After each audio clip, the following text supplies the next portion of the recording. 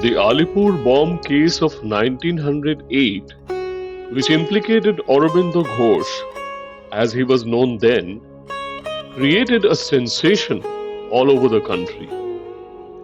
The British government, in order to convict him, brought an eminent public prosecutor from England, Mr. Eardley Norton, to ensure that Aurobindo Ghosh would be either hanged or imprisoned for life.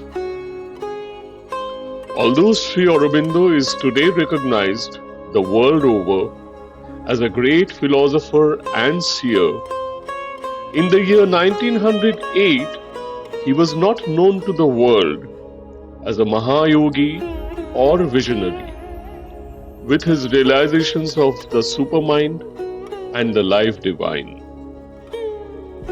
During this famous trial, he had gone through a period of 1 year's under trial detention in Alipore jail. He has recorded his experiences in jail, known as the Tales of Prison Life, which in the original Bengali was named as Kara Kahini. Barrister Chittaranjan Das, the future leader of Bengal, appeared as his defence counsel. By a curious stroke of fate, the judge at his trial was one Mr. Beechcroft, whom Sri Aurobindo had beaten to a second place in Greek and Latin in the ICS examination. Dramatic incidents took place while the trial was in progress. Two officers who were assisting the prosecution were shot dead.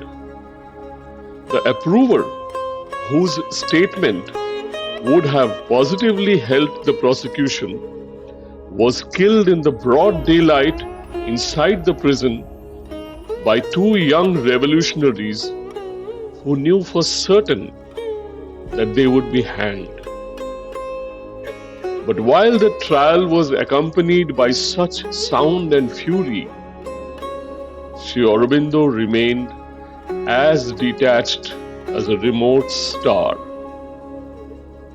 On the closing day of the cross-examination, Beechcroft asked the defence counsel, "Mr. Das, do you have any other evidence to produce before the court, or shall we close the proceedings of cross-examination?"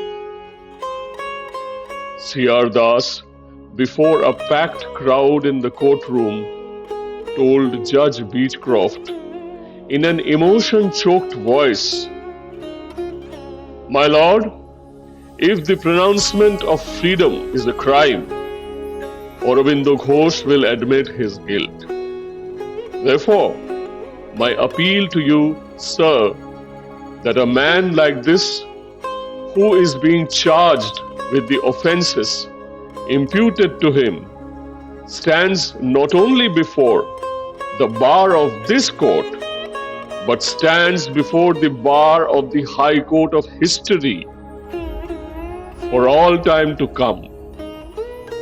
Your Honour, long after this controversy is hushed in silence, long after this agitation and turmoil have ceased, long after you and I are dead and gone, he will be looked upon as a poet of nationalism, a prophet of patriotism, and a lover of humanity.